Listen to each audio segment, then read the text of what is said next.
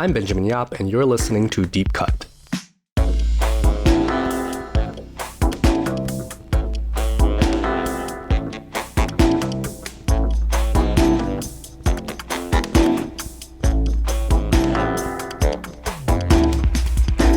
On Deep Cut, we compare a director's most popular film with a personal favorite chosen by one of us. We also discuss that director's life and career to bring context to help us view their movies as they may want us to.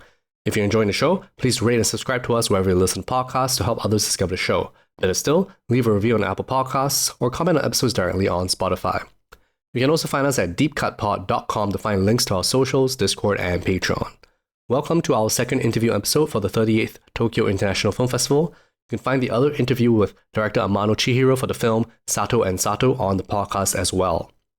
And if you want to listen to my extended coverage of the festival where I talk about all 17 films I saw, you can go on over to our Festival Dispatch episode for this festival.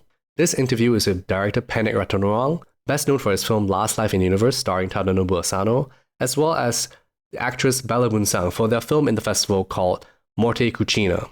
Director Pen-Ek is very candid about his filmmaking process in this interview, his approach to storytelling, as well as his casting process.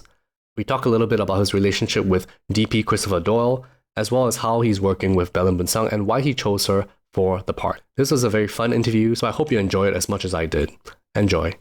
Hi everyone, today I'm here with director Pen-Ek Ratanaruang, as well as actress Bella Boonsang, with their film Morte Cucina at the Tokyo International Film Festival. Thanks so much for talking to me, and I really enjoyed your film experience because I didn't know what to expect when I went into it. I was actually imagining more of like a revenge thriller based on the posters and stuff, but I got something completely different, which I should have expected in the universe. And I think even though they're very both their own types of mood pieces, is kind of how I think about them. And kind of also, I guess, both stories about love, and I found it to be quite an interesting pair. Of course, you also have Tadanobu Asano popping up in this one, which also made sense. And you have the same DP as well. Right. Yeah. I wanted to start with a question because I attended the Q&A, one of your Q&As, and your conversation with Fujimoto Akio. And you talked about how you usually come up with the characters first, and you did the same thing in Last Life. And that you came up with the characters first, and then you kind of let the story grow from there. Like, where did this come from? This character, like maybe the character of Sal in this film? It comes from a piece of news. Okay. Like this woman who poisoned her husband for like 20 years. But in the news, she uses the rat poison, and she got caught. I mean, he died. Eventually, he died. But she went to jail. I think she's out now. And it's quite controversial, this news at the time, like many years ago. And anyway, me and friends were discussing, about this news. Yeah. It's quite big news at the time. One night we were out drinking or whatever, we were talking with friends, and one of my friends is a chef. And he said, "Stupid girl, you shouldn't have used poison." He said that if you eat what we're eating now, like so much every day, you're gonna die anyway. Because he said that all the good things in life are bad things. Like smoking, right? is bad. Like drinking is bad. I don't know. Red meat is bad. Tofu is boring, but it's good.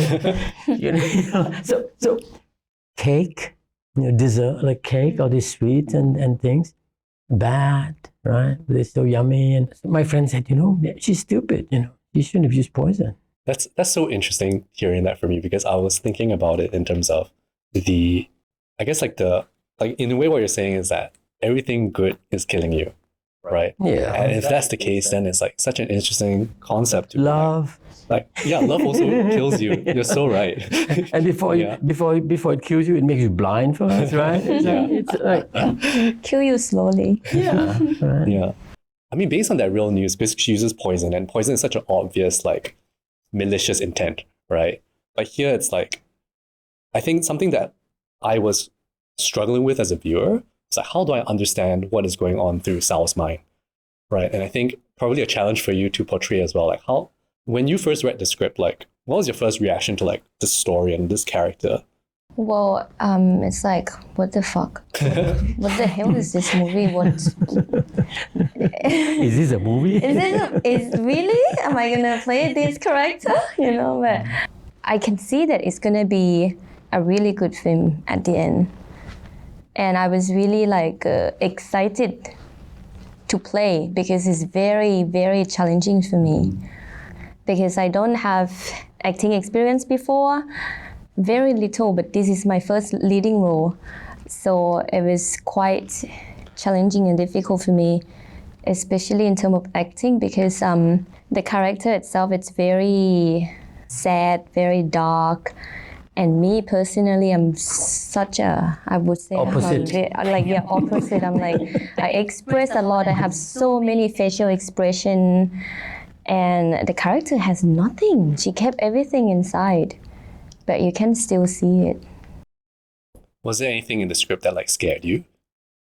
Considering it's like your first big role as an actress. Everything scared me. But it would be the last scene where I have to do something with the crops, because it's quite big. Like I need to completely step out of myself and to do that.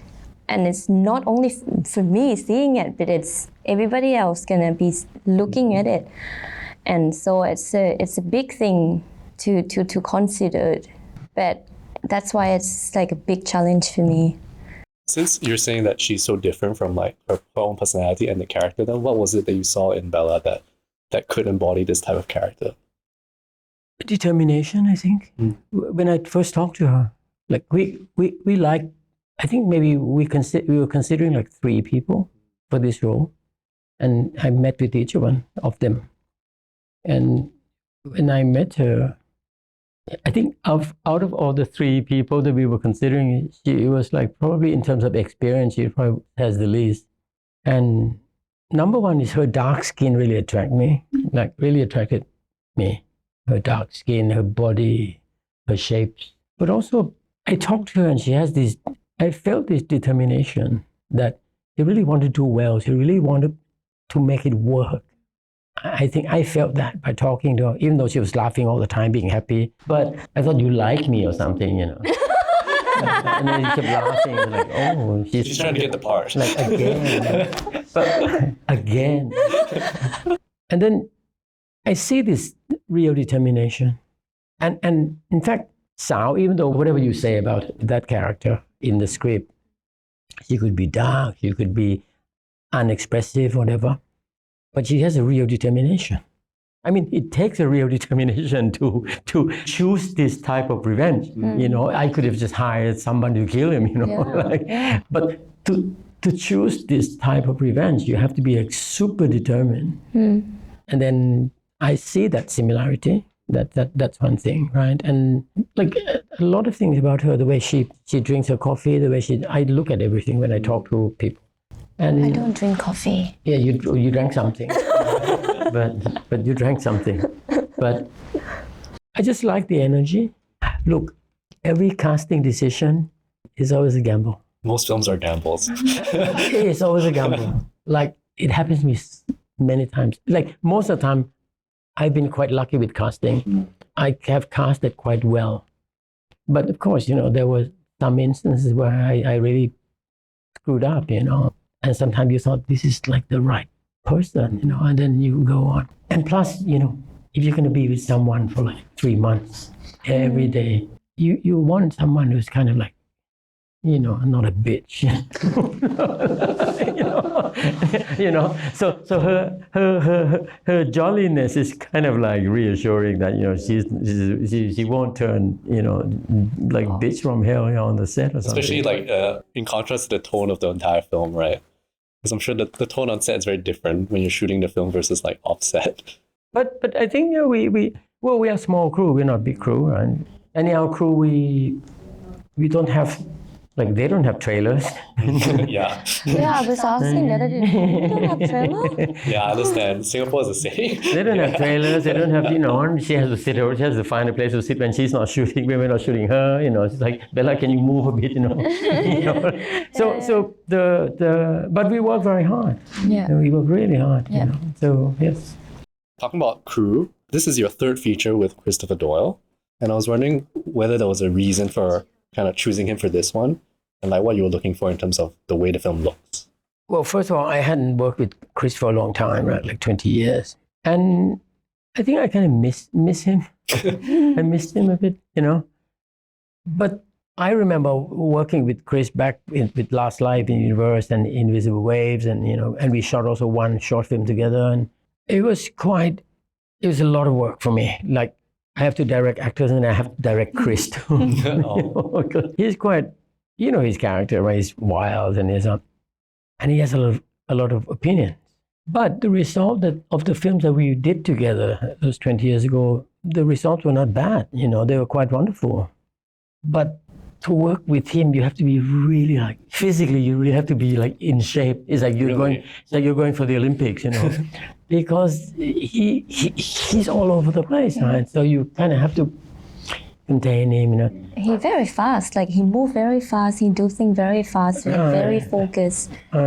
But this is him now. But before, it was all over the place. I have to kind of every day, I have to draw a circle and say, Chris, today we play in this circle. Okay, don't go outside the circle. But inside the circle, you can do whatever you want. And then I missed him. I missed him, and I thought this might be a good. And when the protagonist of the film is a woman, Chris is wonderful. I mean, his eyes when he look at the woman. I mean, he shoots Asano, and Asano looks like a woman. Oh, interesting.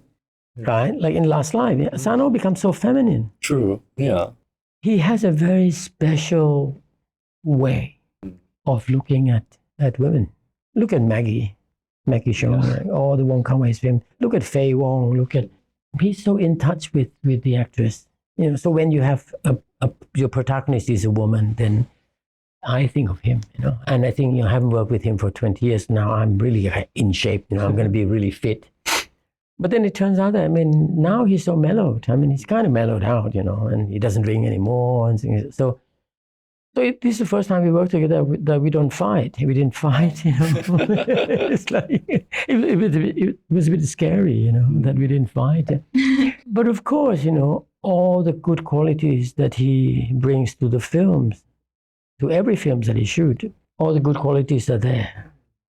The way he lights a set, the way he works is very fast, like Bella said. And Chris is one of those cinematographers he cares so much about the actors. He really cares about the actors. He would sacrifice if he needs one more lamp to do something here. But if the actor is on a roll, he would sacrifice that light. And he would say, you need the performance. Bella is really, look, we don't shoot here. Bella is really, she's on a roll now. Let's go. So he loves actresses. It sounds like you're saying that he's in touch with, I guess, the mood of the set rather than just the outcome of the image. Oh, absolutely. You know what I mean? Absolutely. Yeah. Absolutely. Because I think, in terms of we look at Wong Kar-wai, I think that's where the magic is, right? And you talked a bit about during the Q&A with Fujimoto, about how both of you kind of look at your scripts as a shopping list. And then you talked about how that's not where the movie is made, right? Not on the screenplay.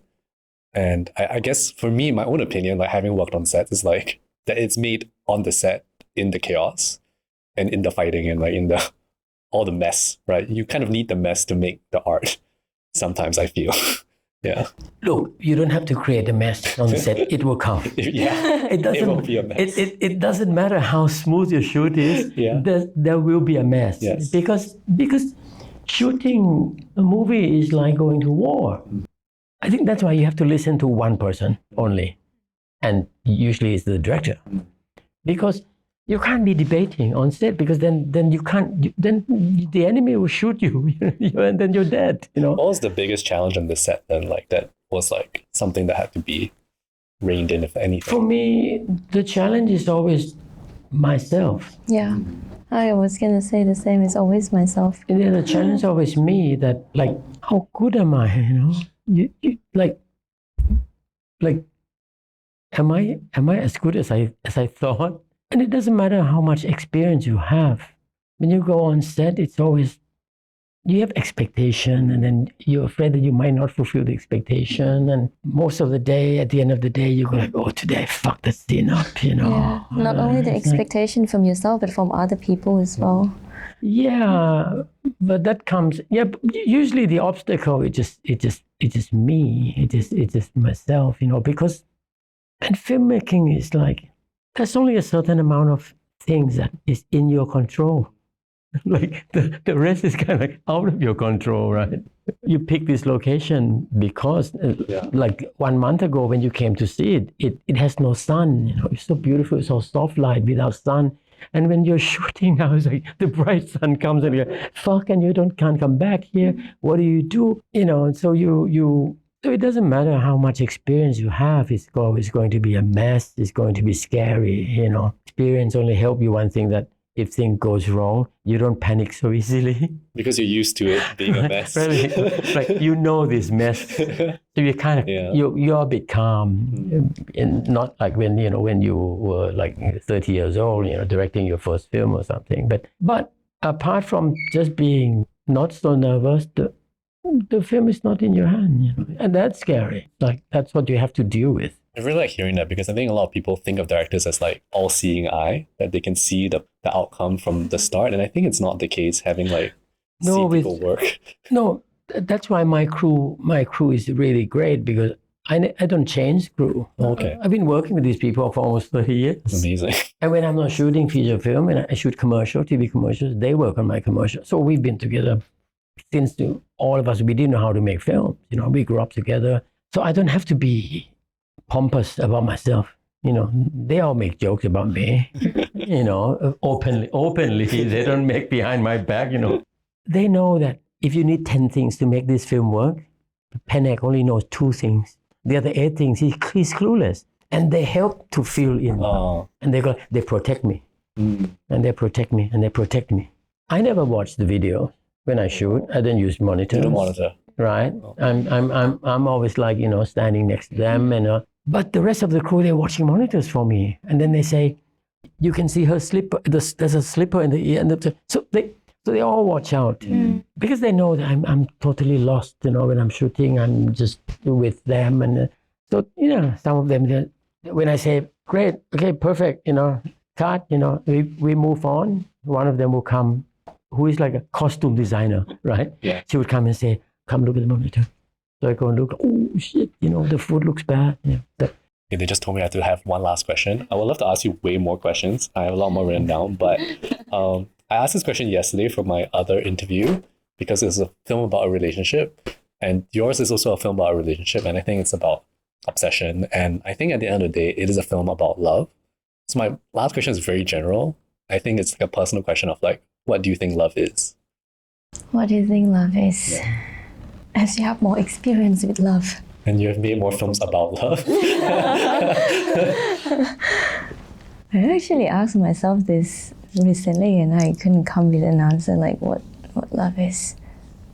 To me, maybe the closest thing to love is probably drugs. Oh, like love is an addiction. Love itself is not an addiction. It's what it does to you. It makes you become kind of like, it's addicted. I'm comparing this to, I love making films, you know, even though it's hard and saying, yeah, but I love making films. And most of the things in my life that I learned through cinema, through filmmaking, you know, and I can't stop. I can't stop making film. And people ask me like, why do you keep making film? Like, your films don't make money. Look at you, you know, you drive the same car for the last like 15 years, you know. So I said, I don't know. I used to, and so the only thing I could come up with was like, maybe it's an obsession. Like not obsession, like addiction. Because one time I decided to stop making film. Right. This is after 2011 when I made Nymph. I didn't have a good experience, and you know, and I thought maybe I ran out of idea. I ran out of gas. You know, this it. You know, I want to have a normal life. You know, so I stopped making films. I thought, and the moment I decided to stop making film, I was so happy. Like I don't have to have like ideas all the time, you know. I don't have to be creative all the time. I can just be like normal, like just lying around watching football on TV and go to sleep, you know. I was so happy. And then one day a friend of mine asked, do you have any script? I said, I don't have, because they want to submit it to the government to get money or something. I said, so I go back and I look at this one unmade script, you know, that I wrote. I said, you know, give it to him. We got the money, and then my French distributor, Manu, he saw the announcement of the government online. He said, hey, Pen-Ek, you thought you stopped making film, you know, like you got money from. can I read the script? I sent him the script. He said, wow, I love the script. I'm in. So he put in the money there. Finally, 6 months later, I'm shooting. and I'm happier. I thought I was happy stopping acting. I was very happy. And then when I have to make a film again, I become happier. So I thought, okay, I have to admit that you're addicted to it. Like, this is it. This is what you're supposed to do. This is what you want to do. Right. And then the idea of like, you want to have a normal life, it's like, what is normal life? What is normal? life. Yeah. Yeah. So. Yeah. And you're not normal. I'm not normal. I'm not normal. Right. I don't think I'm normal. Right. I didn't expect to be talking Luckily, about I'm not that today. Yeah. Well, love for me, I think love is everything. Everything. I think love is everything. I think love is accepting. Accept everything as it is. Don't try to change anything. I think that's love.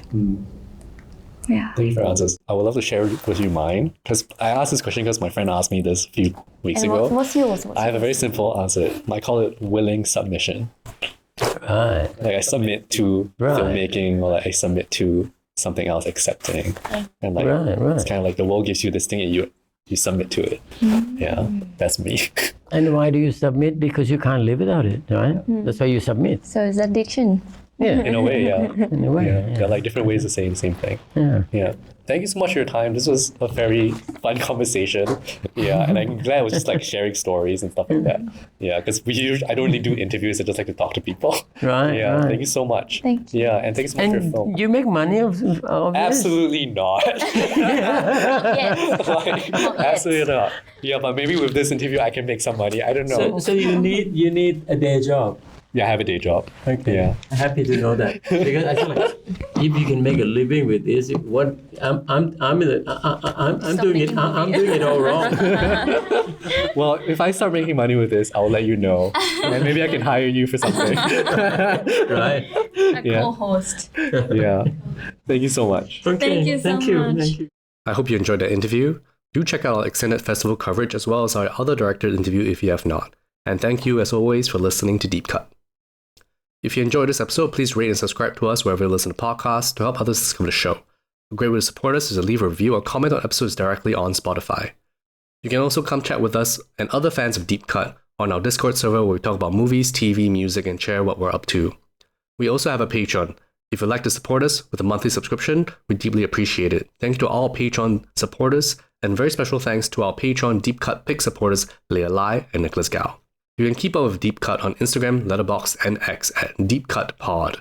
Click the link in the description or go to deepcutpod.com to find links to everything we've mentioned here. Deep Cut is hosted and produced by us, Wilson Lai, Benjamin Yap, and Eli Sands. Our cover art is designed by Justina Yam, and our theme song is composed by Eli Sands. I'm Ben. Take care, and we're looking forward to talking about more movies with you next time.